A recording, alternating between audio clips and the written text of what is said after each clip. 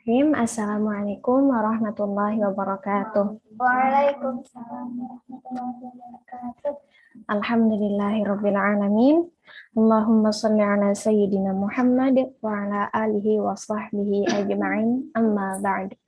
Puji syukur kehadirat Allah Subhanahu wa taala yang telah melimpahkan banyak nikmat kepada kita, terutama nikmat iman, Islam, dan nikmat kesehatan yang Masya Allah saat ini kita rasakan semuanya berkumpul pada kita. Semoga kita menjadi hamba yang semakin hari, setiap waktunya, semakin semangat dalam melaksanakan ibadah terbaik sebagai bentuk syukur kita kepada Allah SWT. Amin ya rabbal alamin. Salawat serta salam mari kita haturkan kepada baginda Nabi Muhammad Sallallahu Alaihi Wasallam. Semoga kita termasuk umat beliau yang kelak di yaumul qiyamah mendapatkan syafaat dari beliau. Amin ya rabbal alamin. Ya, insya Allah pada kesempatan kali ini Nima akan menyampaikan tentang amanah menjaga kesehatan lahir dan batin.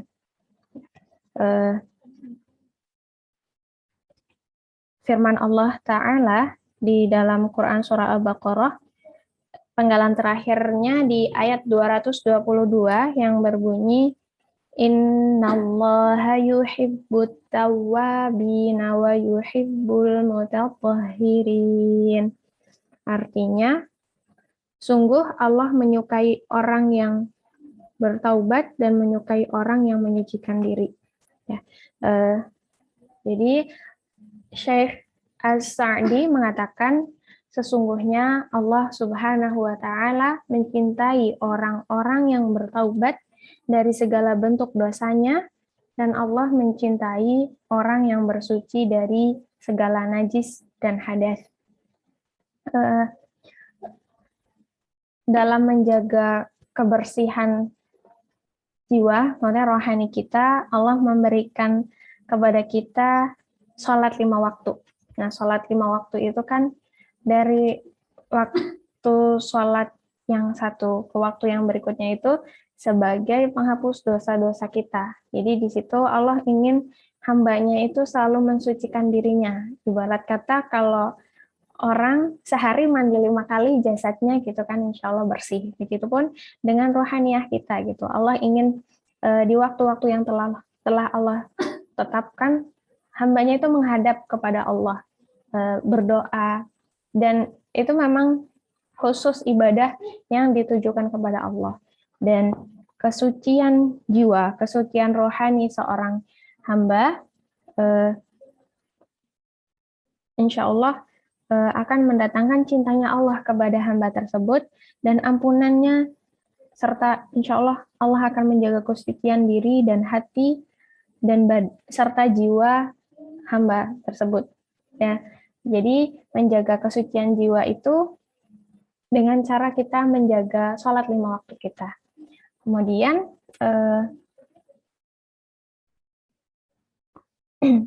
Allah itu memberikan kaitan. Jadi antara sholat, sebelum melaksanakan sholat kita kan disampaikan sama Allah itu ada syarat sah sholat, yaitu berwudu.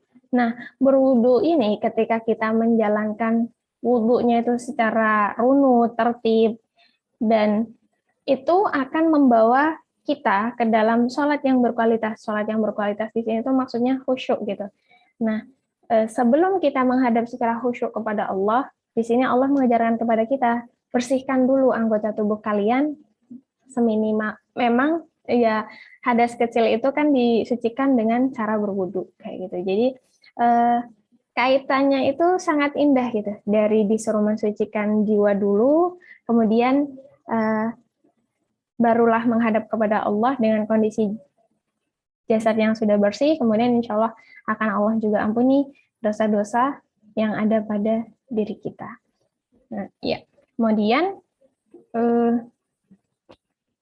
para ulama mengatakan perintah untuk taat kepada Allah, yaitu dengan menjaga sholat, selain mencegah dosa yang bertumpuk pada diri kita, Allah juga menginginkan kita itu, kan sholat itu inna sholata tanha 'anil fahsya'i wal munkar. Jadi ketika kita sudah sholat, diharapkan hasil dari sholat yang khusyuk itu akan memberikan impact atau memberikan efek kepada kita ketika kita menjalankan kehidupan kita, itu kita bisa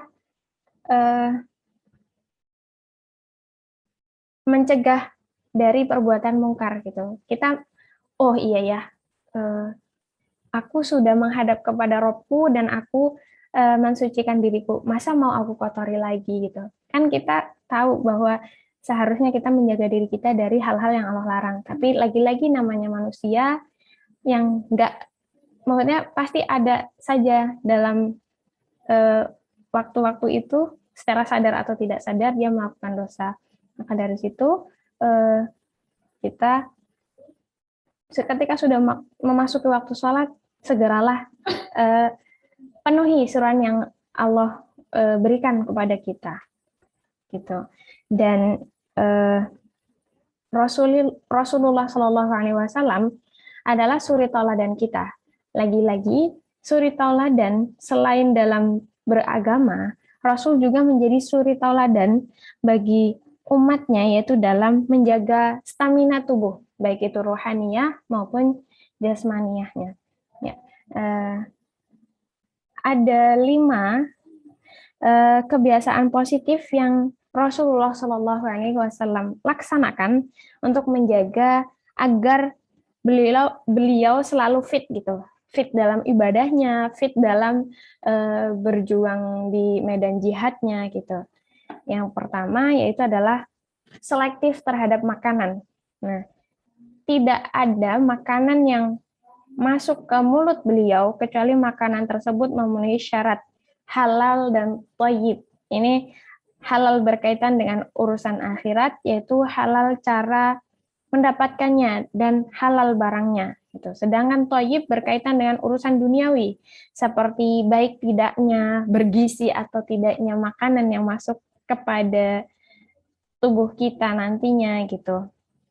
Jadi Rasul memberikan salah satu makanan yang gemar beliau konsumsi, yaitu adalah madu. Nah, beliau biasa meminum madu yang dicampur air untuk membersihkan saluran pencernaan beliau. Jadi pagi hari, baik juga kalau kita tiru gitu, pagi-pagi bangun tidur kita minumnya madu yang sudah dilarutkan ke air, maksudnya air minum kita gitu. Dan itu memang salah satu kebiasaan Rasul gitu. Ternyata itu berfungsi untuk membersihkan pencernaan. Kayak gitu. Dan yang kedua, tidak makan sebelum lapar dan berhenti makan sebelum kenyang. Nah, kapasitas perut kita, manusia itu dibagi dalam 3 bagian.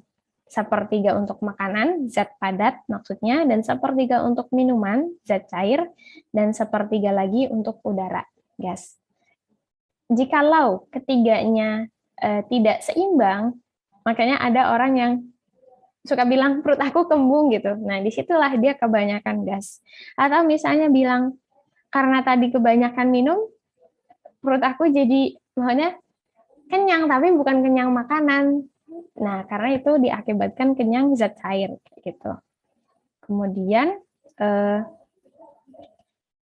hadis ini diriwayatkan oleh Ibnu Majah dan Ibnu Hibban, yang artinya anak Adam tidak memenuhkan suatu tempat yang lebih jelek dari perutnya. Cukuplah bagi mereka beberapa suap yang dapat memfungsikan tubuhnya. Kalau tidak ditemukan jalan lain, maka ia dapat mengisi perutnya dengan sepertiga untuk makanan, sepertiga untuk minuman, dan sepertiganya lagi untuk pernafasan. Itu. Ya, kita lanjutkan kebiasaan positif yang dilakukan Rasulullah yang ketiga, yaitu adalah makan dengan tenang, tidak tergesa-gesa, dengan tempo sedang. Kan kadang ada orang yang misalnya pesan di rumah makan, beli mie ayam atau bakso kayak gitu kan. Ketika di rest area misalnya berombongan itu perginya, mie ayamnya atau baksonya tuh nggak nyampe-nyampe. Ketika udah datang, rombongan bis sudah memanggil-manggil, ayo kepada penumpang dengan plat nomor ini gitu. silakan segera naik ke busnya karena akan melanjutkan perjalanan. Nah, di situ orang seringkali melakukan makan dengan terburu-buru, dan yang dimakan itu sebenarnya kondisinya masih panas gitu loh. Kita tahu makanan yang panas itu buat kesehatan tulang gigi kita tuh nggak baik. Begitupun sebaliknya, ketika kita memakan sesuatu yang terlalu dingin, buat gigi kita juga nggak baik. Jadi, makanlah sesuatu itu ketika sudah kondisinya misalnya hangat-hangat kuku. Kalaupun dingin, itu dingin yang natural, bukan karena kulkas atau dikasih es batu. Kayak gitu. Nah, memang ada apa sih hikmahnya kalau kita makan pelan dan memakan sesuatu yang tidak terlalu panas atau tidak terlalu dingin gitu. Jadi itu akan membuat kita terhindar dari tersedak. Kalau kita misalnya makan buru-buru tuh, ibaratnya belum jadi ngunyah udah ketelan, belum jadi ngunyah udah ketelan. Nah, itu kan bisa menimbulkan tersedak. Atau misalnya seringkali juga orang bilang, aku lagi sariawan nih gitu. Kenapa sariawannya? Kegigit. Nah, kegigit. Maksudnya mereka dalam satu perangkat kan harusnya bisa bekerja dengan apa ya, sinkron gitu, satu sama lainnya bekerja sama. Tapi ketika ada salah satunya yang terlalu buru-buru mengunyah, ya akan ada yang nggak beres nih atau misalnya kena imbasnya. Nah, seringkali lidah kita tuh kegigit oleh gigi kita sendiri. Nah, kayak gitu. Kemudian kerja organ pencernaan pun akan menjadi lebih ringan. Ketika kita mengunyahnya 33 kali, nah itu kan perut, jadi lambung kita tuh bekerjanya nggak terlalu, ya Allah ini makanan masih pada bulet-bulet, aku udah suruh ngerjain untuk menghaluskan kayak gitu.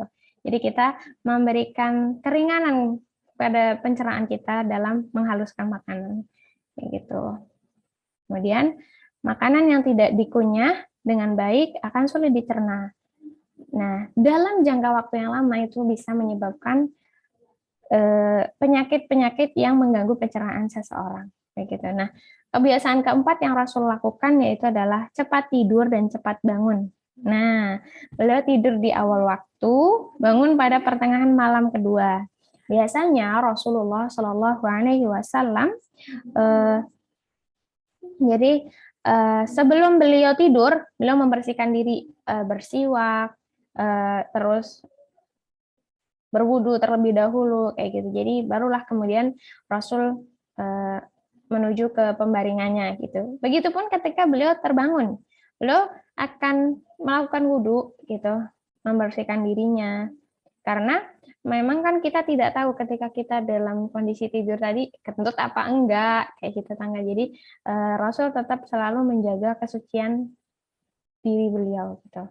Begitupun kita sudah tahu nih Rasul kita melakukan itu, bahwa oh yang kita tiru dari Rasul berarti itu sunnah dan insya Allah akan mendatangkan pahala kayak ke kita gitu. Pelan-pelan sih gitu, maksudnya kita yuk bareng-bareng diistiqomahin. Oh kalau mau tidur wudu, baca doa, baca almu kayak gitu. Kalau misalnya belum bisa semuanya pelan-pelan, wudunya dulu, terus nanti baru bebarengan selanjutnya kayak gitu. Nah, yang kelima, kebiasaan yang Rasul lakukan yaitu adalah istiqomah melakukan puasa sunnah di luar puasa Ramadan. Karena itu, beliau mengenalkan kepada kita gitu beberapa puasa sunnah, yaitu ada puasa Senin Kamis, puasa Ayyamul Bid, kemudian ada puasa Daud, dan ada juga puasa 6 hari di bulan Syawal. Jadi, puasa menjadi perisai terhadap berbagai macam penyakit jasmani maupun rohani. Pengaruh puasa kepada kesehatan kita yaitu adalah sebagai perisai, menjaga gitu tubuh kita, melebur berbagai ampas makanan, menahan diri dari makanan berbahaya.